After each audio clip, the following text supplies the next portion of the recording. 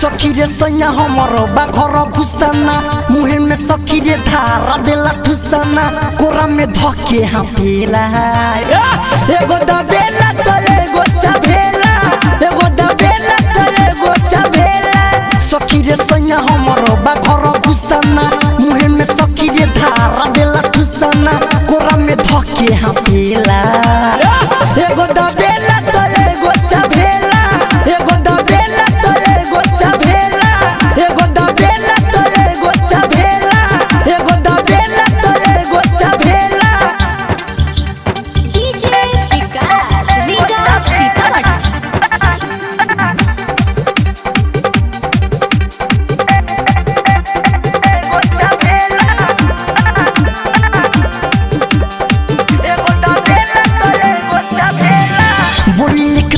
तो बहरी ना निकले सखी रे खोजेला दूध रोटी धिकला एकरे कारण हमर जोबना चिनिकले सखी रे रहेला हरदम पिनिकला रे सखी भारत सबारे बोली लिख तो बहरी ना निकले सखी रे खोजेला दूध रोटी धिकला एकरे कारण हमर जोबना चिनिकले सखी रे रहेला हरदम पिनिकला उठ के लाली सखी खूबे चाटेला कोडिले मन सखी नहीं मानेला पानी जवानी के झाड़ेला एगो दबेला तो एगो चबेला एगो दबेला तो एगो चबेला एगो दबेला तो एगो चबेला एगो दबेला तो एगो चबेला डीजे विकास रीगा सीतामढ़ी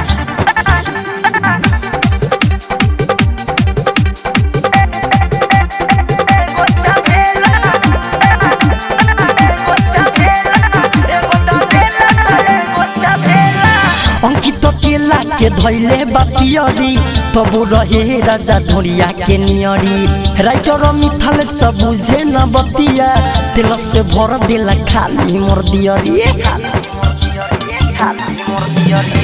अंकित केला के धैले बापियरी तबु रहे राजा ढोरिया के नियरी राइटर मिथल सब बुझे न बतिया तेल से भर देला खाली मोर दियरी विजय के सयौरी सुन विकास हो रवि लगौले रहे वही लाया सहो देही से देही चपेला